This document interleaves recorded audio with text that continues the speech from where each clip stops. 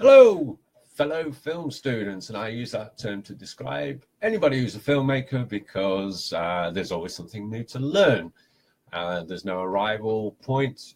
Even I'm sure the likes of Martin Scorsese still learn the odd thing or two as they're moving along.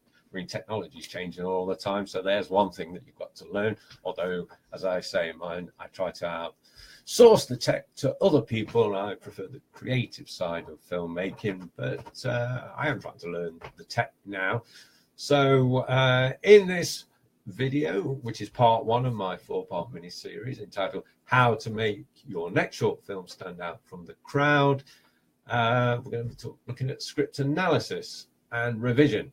Now, I'm not coming from a place of high and mighty thinking I know everything. As I say, I'm not a techie person, so there'll be stuff that you know that I don't, definitely. But scripts analysis and revision was one of the modules when I was doing my master's degree, so I spent a lot of time researching and reading on it. And at the end of the day, the most important part of any film is going to be the script.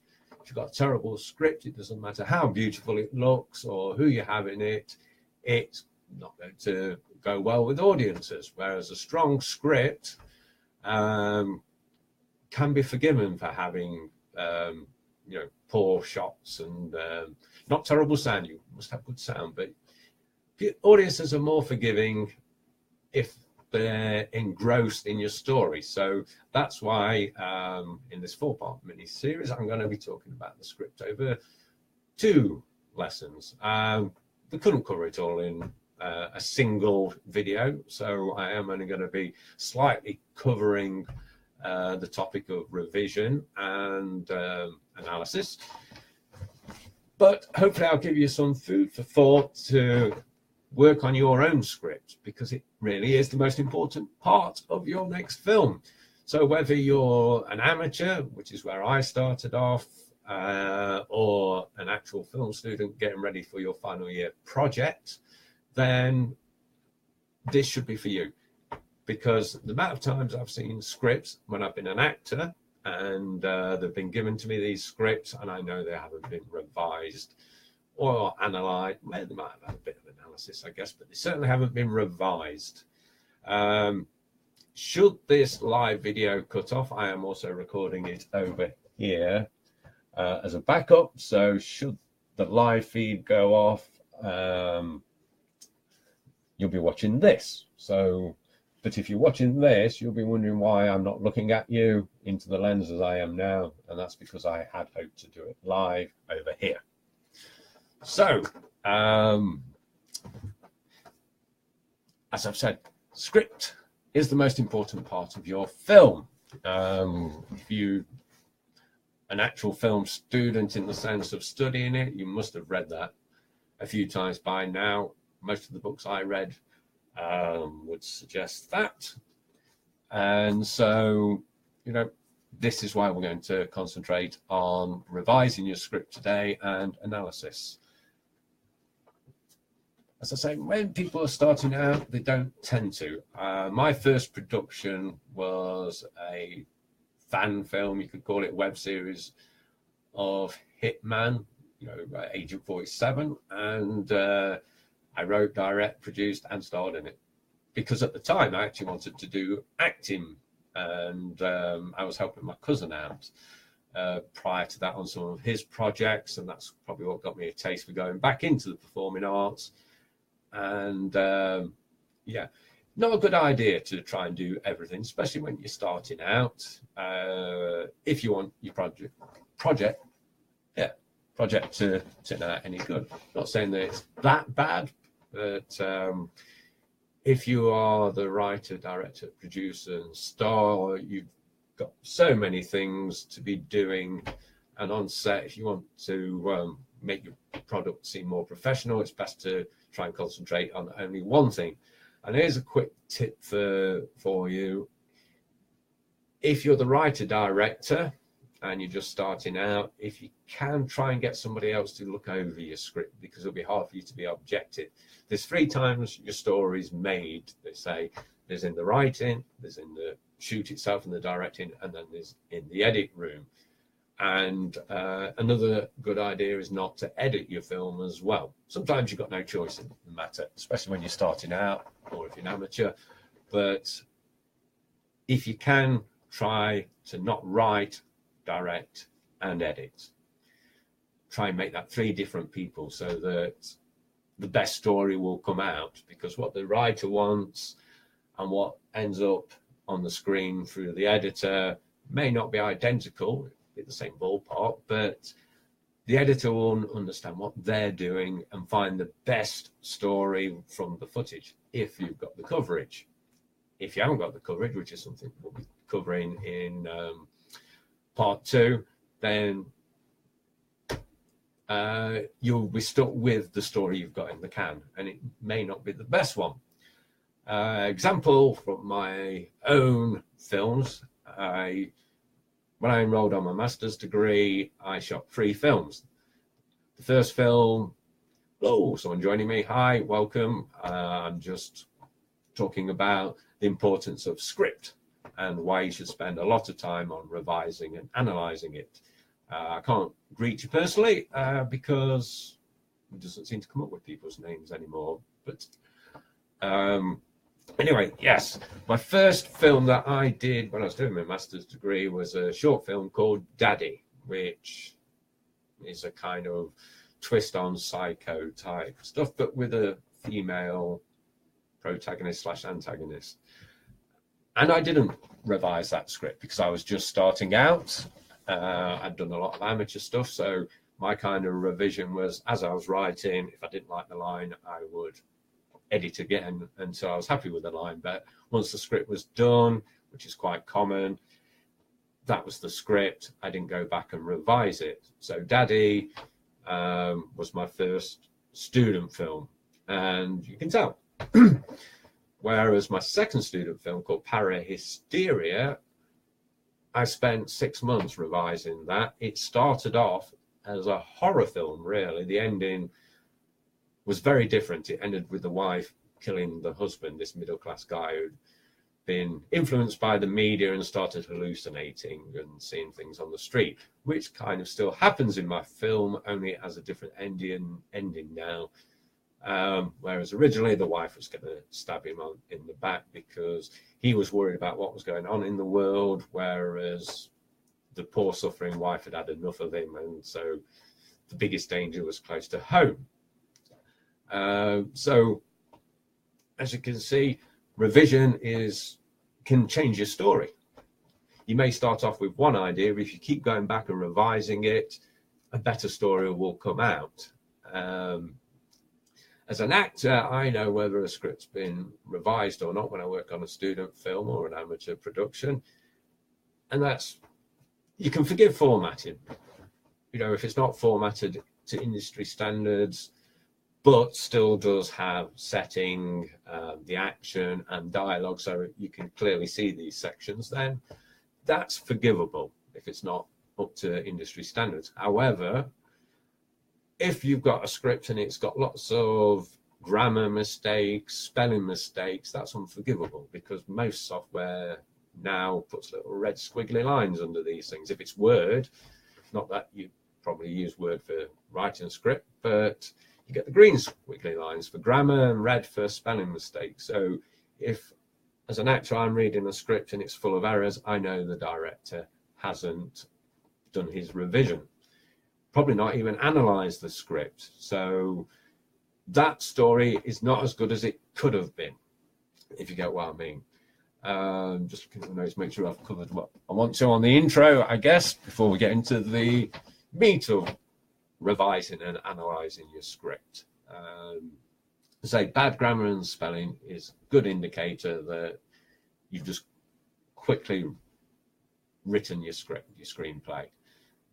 If you can, as I said earlier, try and get somebody else to do the screenplay so that you're only directing it. That's what I did on my final film for my master's, which is H.P. Lovecraft's The Terrible Old Man. It's on Amazon Prime for free if you want to go and watch it. I had a friend who was a writer and he did the screenplay for it. I revised certain parts of it, but I wasn't responsible for the whole story, and so I came in as a director and looked at it as a director. I wasn't attached to it as much as if it was something I'd written myself. If you join in this class, don't be shy, say hello in the comments below. Even if you're watching it on the replay, say hello, let me know what your experience is, whether you're an amateur just starting out, or whether you're a final year student, or maybe you're further advanced and still watching this. Just let me know who you are, say hello, and yeah, what your experiences and expertise, whether you're a writer or an actor, maybe. But as this is more for filmmakers, maybe a director, writer, producer, editor, let me know what it is you're doing. Let me know if you're working on anything, what you've got coming up.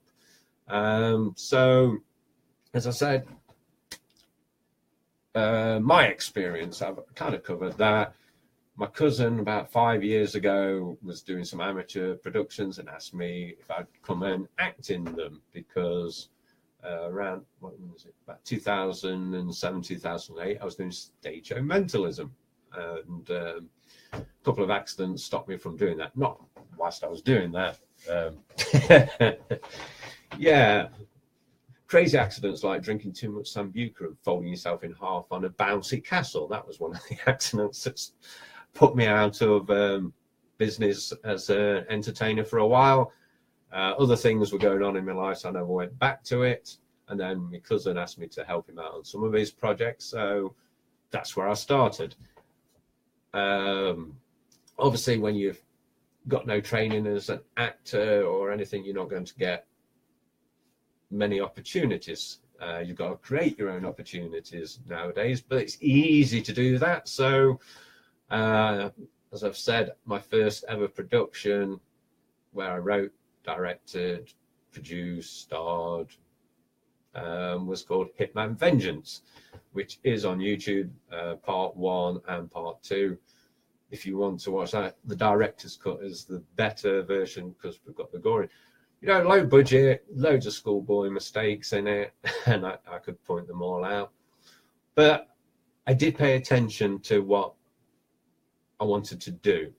And I'll cover that probably in a moment once we get into the nitty-gritty of analysing. But yeah, that's where I started out. And then we did a load of, because we were supposed to be putting a production company together, we did a load of random shorts and crazy little things. We've actually got a feature film that hasn't quite finished yet. I'm planning on shooting some extra scenes for that. It started off as a short, which the actors had to improvise on, but they did so well. We did 2 extra days. But I haven't got enough footage now looking at it to do it as a feature film from what we've got in the can. So I'm going to shoot some more scenes this year to tie it all together. 2014, at the end of that's when I started my master's degree. And so my short film Daddy was kind of with my old amateur crew, some actors from my acting class or from one of the theatre groups I was in. Although the lead actress, I got her through Facebook, and you know, don't knock their performances, not my direction. If you should watch it, I like the ending. I do. A couple of things I'd tighten up, but I do like the ending of that. It's probably the beginning where the errors are in like light sources and we cross the line and things like that. But enough of my experience. Just letting you know that's what my experience is to date. Behind the camera, in front of the camera as well, and I have been in a couple of feature films. That was years ago, the first one where I was only an extra, and that was before I was even contemplating doing what I'm doing now. That was just for shits and giggles because there was a feature film being shot in our town, and I went along, and good experience, terrible film. So that was my experience to date. I think if you're still with me, if you're watching this on the replay or watching live, give me a thumbs up or something so I know you're still here. And we'll get into the nitty gritty, starting with revising your script. As I said earlier, my first one, Daddy, I did no revision, and you can tell that. And my second film, this is on my master's degree I'm talking about, so 3 student films. My second one, Parahysteria, I spent a whole module of 6 months on script revision, and as I said earlier, it started off as a total horror and ended up as more of a social commentary with a psychological twist. And my final film, The Terrible Old Man, I got somebody else to write it and I just directed it. My middle film, Parahysteria, ironically, isn't my best work to date, I don't think, but it's the one that's got into festivals. My latest one still hasn't, but it is on Amazon Prime, if you want to go and check that out. So revision, let's get into helping you make your short film stand out from the crowd, because your script is the most important thing. Okay. First of all, your characters. Are your characters going to be believable? If you're having to use your friends and they're all of your kind of age, and say you're in your early 20s, after a while it gets a bit ridiculous seeing these 20-year-old professors.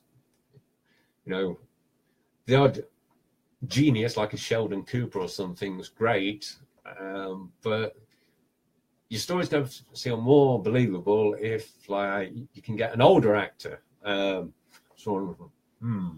Yes, I'm your professor, and I'm not saying that's good acting of a professor, but put me some glasses on, put me a tweed coat on, and I'm going to be more realistic looking in your story as a professor than a 21-year-old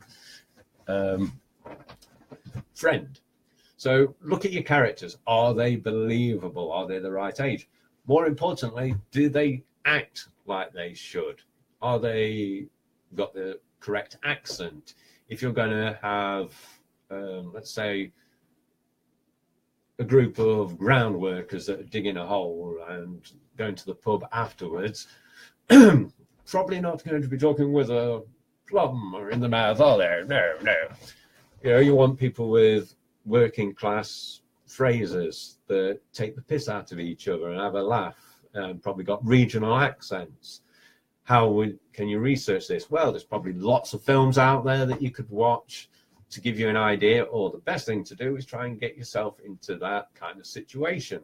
Go and research those vocations, whatever you're putting in your script.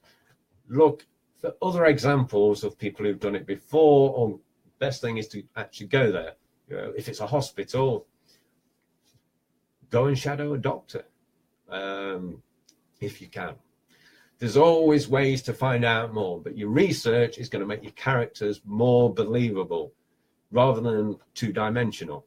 And so there's one of the things to be doing in your revision, looking at the characters to see, are they believable? Are they talking how they should do? If they are, then that's good. Yeah. Do they look the part? Well, yeah, well, I've just covered that, didn't I? So I'm just having a quick look at my notes. Next part of your revision. Are you being over ambitious with your shoot? Have you got a huge cast and multiple locations? If you have, that's just more opportunities for things to go wrong. If you have actors, you know, a cast of 10, and one of them doesn't turn up, is that going to knacker up your script entirely? Can you pull somebody else in to fill that place? Maybe. But if you've got a script where it's just 2 actors in one room, which that one room can look like 2 locations by switching the camera to the other viewpoint, that's going to be easier to pull off than a film with a cast of 20 and 40 locations. I'm guilty of doing this all the time. I start off with a simple script with a couple of characters, and then try to go too far with it, because you know you're a creative and you come up with all the ideas and you're like, oh, that'd be great if I could get that coming in here. And then if you haven't got a huge budget, you're not going to be able to pull it off. And if you're a student or an amateur, you're probably not likely to be paying your actors, you're just covering expenses. Then you know, things can go wrong. An actor, rightly or wrongly, may pull out the day before if you're not paying them. So if you can, try and pay your lead actors. So there's another thing to be doing when you're revising your script, seeing if you can keep your locations and cast down to a minimum. Good storytelling doesn't need lots of people. If it's just you need a crowd at the background, it doesn't matter about using your friends and family for that.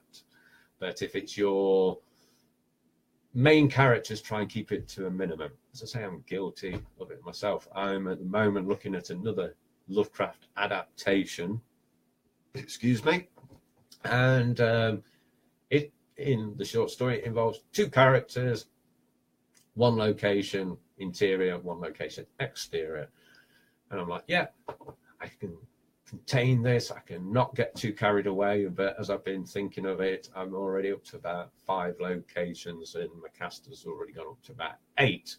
But this is in the rough ideas stage, so by the time I've revised it, it will get back down to minimum cast and hopefully just 3 locations. So that's another thing to be looking at when you're revising. Are you overstretching? Let me think. My first project, Hitman Vengeance, we managed to pull it off lots of locations, to be fair, but I couldn't tell you how many off the top of my head. I'm saying we've probably got 10, maybe 12 locations. Cast was about 10, I think, and we managed to pull that off, surprisingly.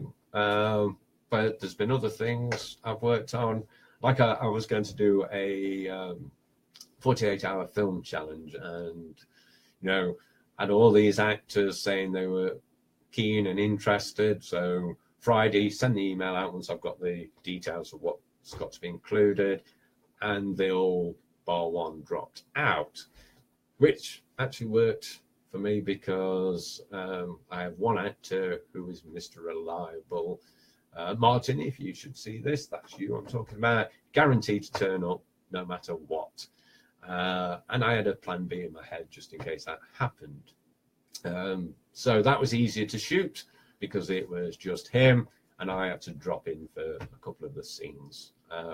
There's another tip for you. If you are a director, actor, don't write yourself a main part in your script. Even if you're starting, I suppose if it's for showreel, that's a bit different if you really are just starting out. But if you're a little bit further advanced, I would recommend that you don't. And here's the reason. If one of your actors drops out, you can fill in. But if you're already one of the main characters, you need to go and find somebody else. My last film that I did, H.P. Lovecraft's The Terrible Old Man, I was going to be an extra in it. If you see it, I'm hanging from the tree in a flash, well, yeah, kind of a flashback. I'm one of the pirates, and I've been hung from a tree, so I'm just there hanging. That was all I was meant to be in that film. I 5 characters, I think, in that film now, or at least I'm either 4 or 5 characters, and I also had to stand in when we did a pickup day for one of the actors because it wasn't worth dragging him out because he's wearing a balaclava. So the bit where you see the terrible old man get pistol whipped through the door, that was actually me and not the original actor. So things go wrong, and I ended up being 4 characters plus a shemp, if you want to call it that. And things go wrong. I didn't want to be in it that many times. I wanted to focus on my directing.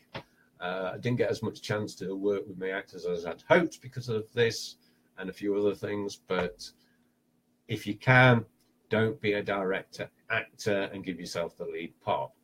Obviously, I did in my first thing, that Hitman Vengeance, but that was because I wanted to be an actor at that point, and I wanted to get some showreel material.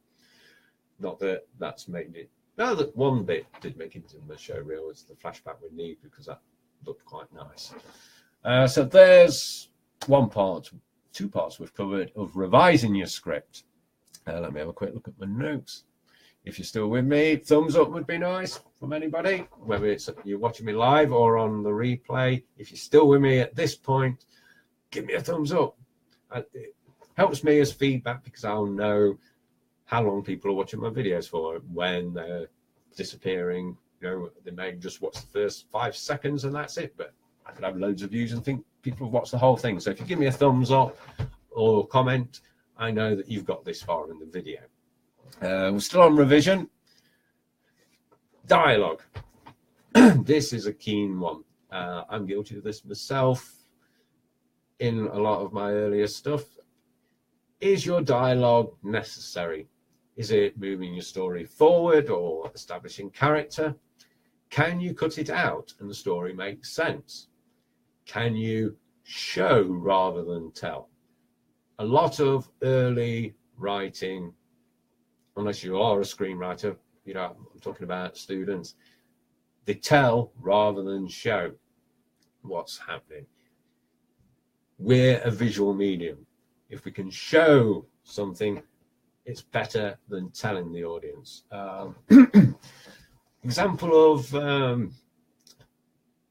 people who should know better, The Last Jedi, and I'm not going to dwell on that for too long because some people like it, some people don't. I'm not a big fan because I think it's terrible writing, doesn't hold together objectively, and that's nothing to do with whether I'm an old Star Wars fan or not. I just don't think it's very good storytelling. Why?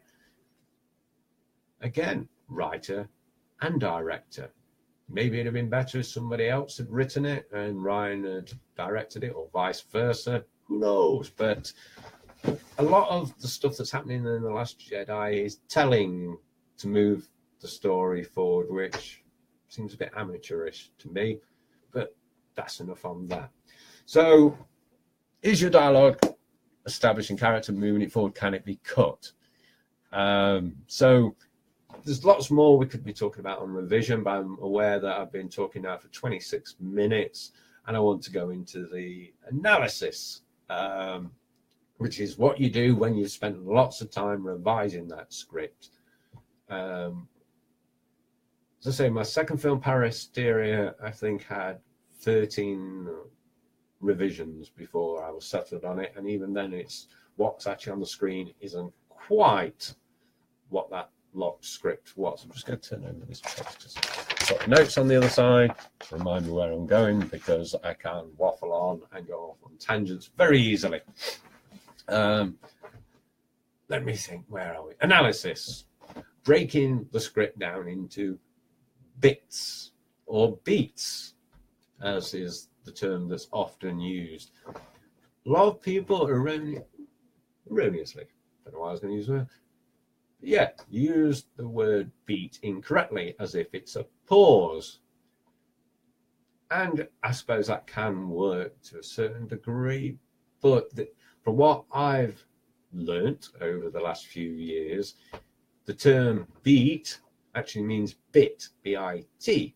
It was Stanislavski who said it, who was Russian, and he said break the script down into beats.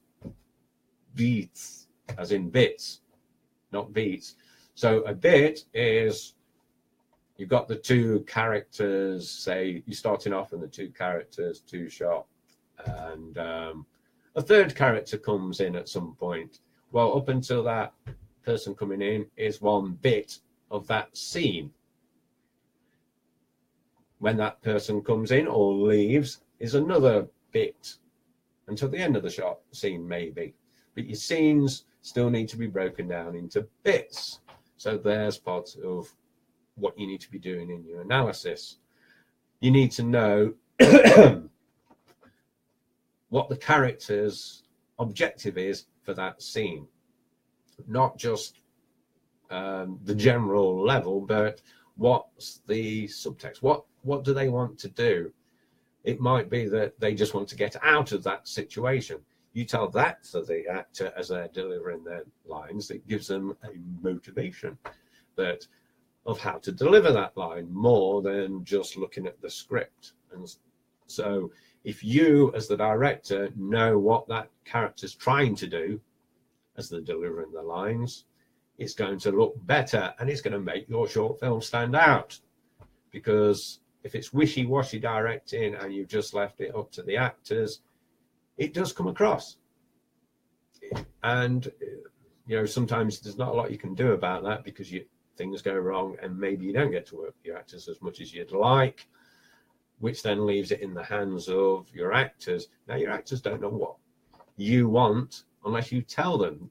They've got ideas of how they want to play it, but if you're not directing them, it may not work in the final story. And that's why they can look amateurish in your final product, is because they didn't know what the objective for that scene was. But we'll be covering that in part 3 anyway.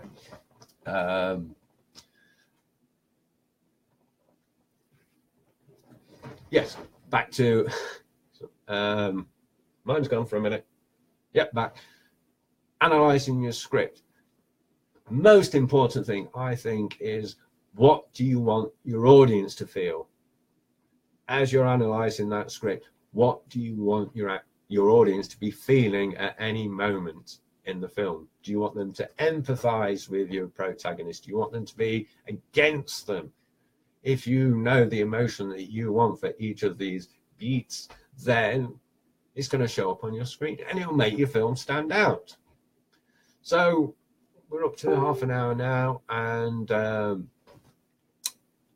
there's a lot we could go into about analyzing your script and revising your script, but I hope I've given you some food for thought to take away, and go and look at your script before you shoot it, revise it, see if it's all necessary, analyze it, know what you want from each scene, from each bit, make your characters believable, do your research, do all these things that will make your script stand out. Because, as I say, if as an actor, if I get a script and it's got bad spelling and bad grammar in, I know they haven't done the work. Could be a strong script. I worked on a student film last year, beautifully shot. The director, I thought, was doing a pretty good job, to be fair, apart from a couple of things, and I will be showing one of the horror stories later on. But due to a few things, the ending was a bit naff. But the script itself was strong. Yeah, it didn't get sound for the ending, so the film seems really good, and then just ends. But when I got that script and went to the audition, I said, I really like this. It's a strong story. I want to do the role. And but I mentioned about the revision. I think he did a little bit more. I still ended up with a script with spelling mistakes in. That shouldn't really happen. The odd one or two is probably acceptable, but I did have a script off somebody once where it was in Word, and I opened it, and maybe they're not, maybe they're dyslexic, maybe there's other reasons. However, when you got red and green squiggly lines underneath, surely that makes you just click on it and see what the software suggests. But this wasn't formatted. It had virtually no grammar, no capital letters even at times. Very hard to try and understand anything in it, where scenes ended, what was dialogue. But the film did get made, and I think they did take on board what I said about revising it. I never saw another draft of it. This was somebody asking me for some advice on their script. So I'll wrap up for today. I hope you've enjoyed this and got something out of it. Wednesday, same time, same place, I'll be back doing part 2, where we'll be looking at breaking down your script for the shoot, looking at storyboard, shot lists. I think that's about it. If you have found this useful, then please do leave a comment below. If you would like to go deeper into this subject, I am thinking of setting up something, a secret group where the passionate filmmakers who really want to take their stuff to the next level. I'll talk more about that later in the course. It will just be a group on Facebook, but I will tell you more what would come in that group later, but it would be good stuff. But I'm not going to give away any details today. it would involve. No, not going to tell you. Maybe I'll tell you on Wednesday. But if you no, gone. I don't know. Gone. My notes aren't even helping there. Anyway, that's enough for today. First live video I've done for this length of time for a while, so probably lots of in it. I hope you found it useful. I will be back on Wednesday for part 2 of this 4-part mini course on how to make your next short film stand out from the crowd. Thank you for tuning in. Bye.